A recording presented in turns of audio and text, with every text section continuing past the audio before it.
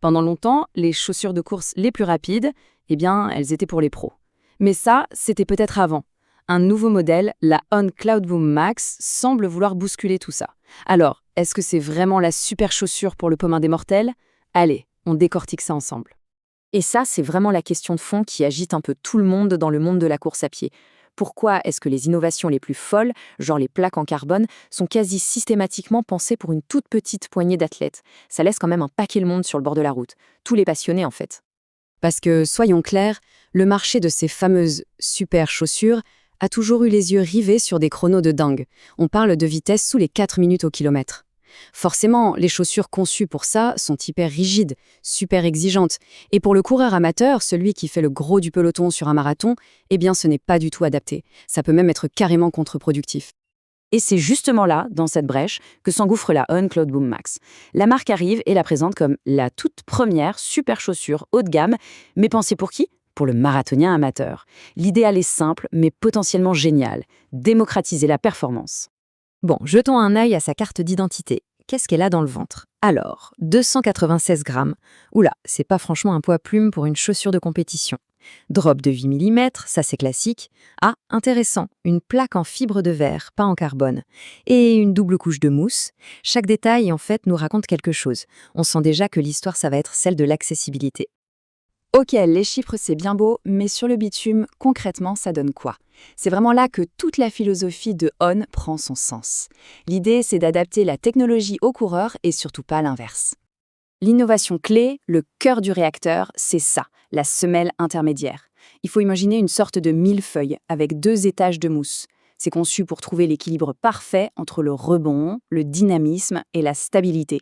Et ça, la stabilité, c'est souvent le talon d'Achille des chaussures de course les plus rapides. Alors, comment ça marche ce duo de mousse? C'est assez malin. La couche du dessus, c'est la mousse la plus explosive, le PBA. C'est elle qui donne le rebond, la réactivité. Disons que c'est le moteur de la chaussure. Et en dessous, la couche en TPE, elle est là pour la structure, pour la stabilité. C'est un peu le châssis qui vient encadrer et sécuriser la foulée.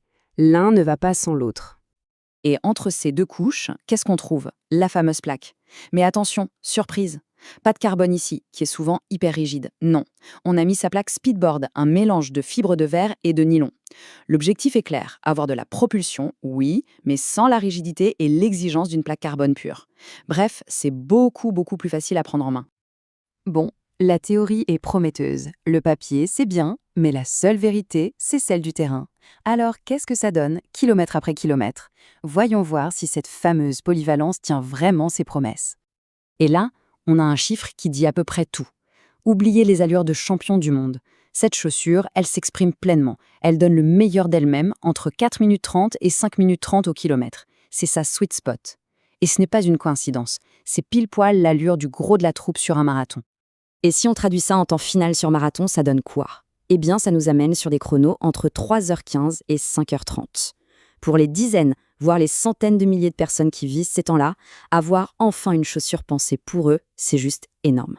Mais ce qui est peut-être le plus bluffant, c'est sa polyvalence. C'est le genre de chaussure qui pourrait presque être la seule paire dont on a besoin. Assez d'amorti pour les footings cool, assez de peps pour les séances de vitesse, et le confort parfait pour les sorties longues et bien sûr le jour J. C'est un vrai couteau suisse, le compagnon de toute la semaine. Allez, c'est l'heure du verdict. On a regardé la techno, on a vu ce qu'elle donne sur le terrain. Maintenant, on rassemble tout ça pour voir au final pour qui est vraiment faite cette chaussure. Si on la met face à un monstre sacré comme la Vaporfly, le contraste est saisissant. La Nike est exigeante, il faut une foulée parfaite et si on ralentit, elle perd une partie de son efficacité. La Cloudboom Max, c'est tout l'inverse. Son credo, c'est l'accessibilité, la tolérance. Pas besoin de mode d'emploi, on la chausse et on court. Et de l'autre côté du spectre, face à une reine du confort comme la Asics Nimbus par exemple. Bon, la Nimbus, c'est un canapé, c'est le confort absolu, mais ça manque un peu de dynamisme.